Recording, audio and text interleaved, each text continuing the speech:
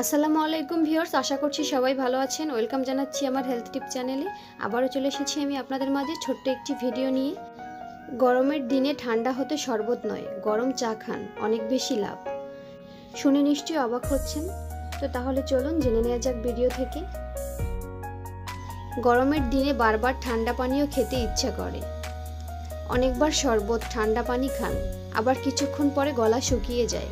আবার খান, তবুও গরম লাগে, কিছুতেই স্বস্তি মেলে না। তাহলে কি ঠান্ডাই খাবেন নাকি গরম কিছু খেলে সমস্যা মিটবে?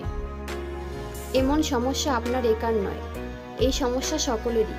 যেসব জায়গায় গ্রীষ্মকালে আর্দ্রতা বেশি সেখানকার মানুষদের এই সমস্যা আরও বাড়ে। কিন্তু গরমে বারবার তেষ্টা পাবেই, তখন কিন্তু বারবার ঠান্ডা পানি খাওয়া যাবে না, তাতে হিতে বিপরীত হবে। ঠান্ডা লেগে সর্দি কাশি জ্বর হতে পারে এতে। তাহলে কি করতে হবে? ঠান্ডা পানীয়র জায়গায় খেতে হবে গরম পানীয়। একমাত্র তাতেই এই সমস্যার সমাধান হতে পারে।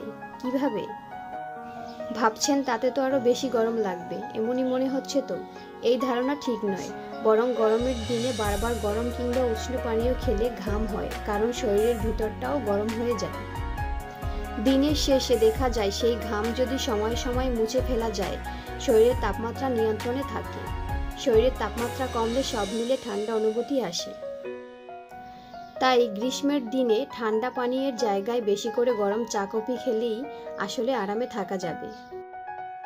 তো ভিউয়ার্স, এই ছিল আজকের ছোট্ট আলোচনা। আজ এখানেই শেষ করছি। আশা করছি ভিডিওটি আপনাদের কাছে ভালোই লাগবে।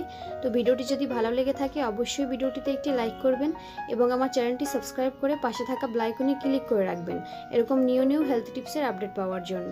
তো সবাই ভালো থাকবেন, সুস্থ থাকবেন। আল্লাহ হাফেজ।